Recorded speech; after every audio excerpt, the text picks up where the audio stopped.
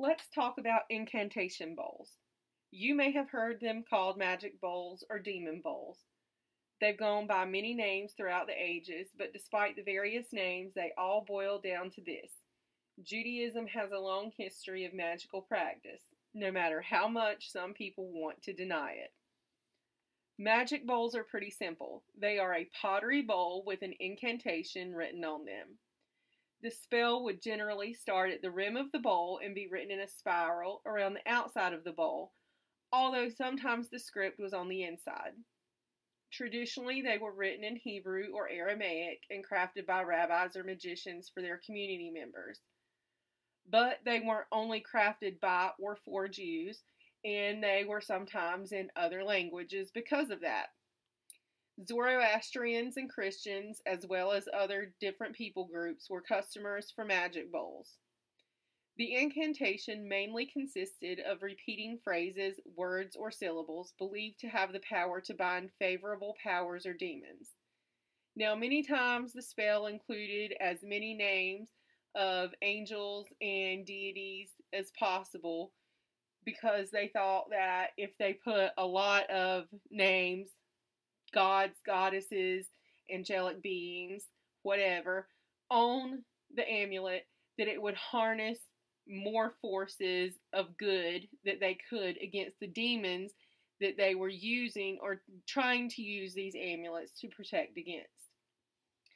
So incantation bowls were frequently used to call upon a deity for protection or for guidance. Now, the names of deities, the names of rabbis, were sometimes used on the incantation bowls as well. So, many such bowls included scripture as well as names. They also had magical texts written on them. Sometimes they would even have drawings, images, or sketches of bound and chained demons. And the reason for all this, especially the pictures and drawings of the chained demons, that was a pictorial representation of the spell's desired effect. So the whole point was to call upon the forces of good, whether that be an angel, a rabbi, scripture, a deity, whatever good force you could call on to bind or chain the effects of a demonic force. Now, the spell's main power derived from declaring that the demon had been rendered unable to exercise its control.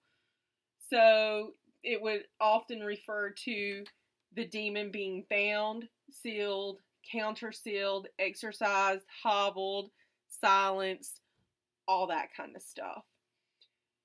Thousands of incantation bowls were produced in the area of what is today Iraq between the 5th and 8th centuries, and this is just one location. They were all throughout the ancient world.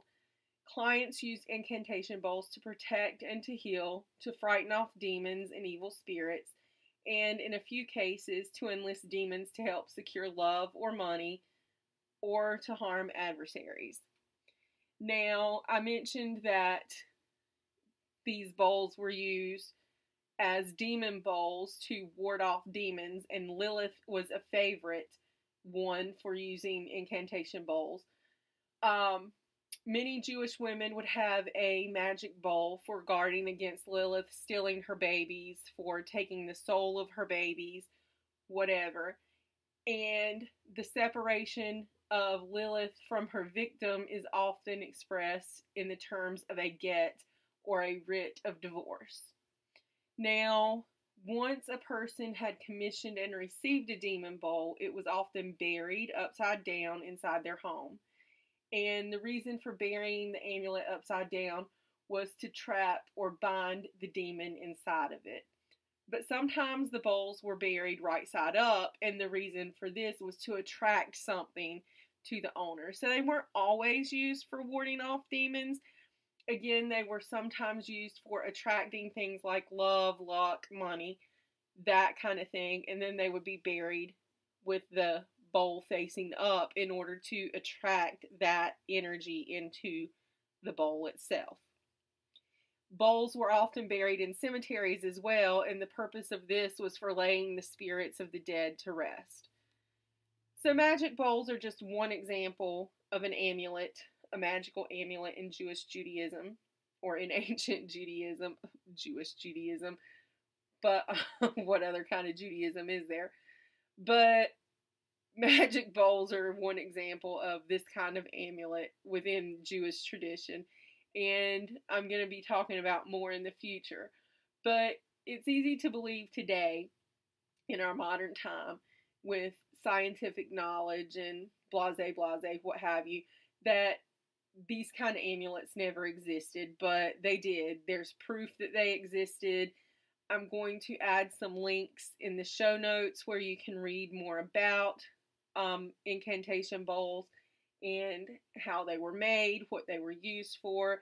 And one of the articles even talks about the looting of magic bowls and other artifacts of antiquity that relate to them. It's rather fascinating, but they were a very big part of Jewish cultural significance in the ancient world. So, yes, magic has a long history being mixed up with Judaism, and incantation bowls are just one example of that.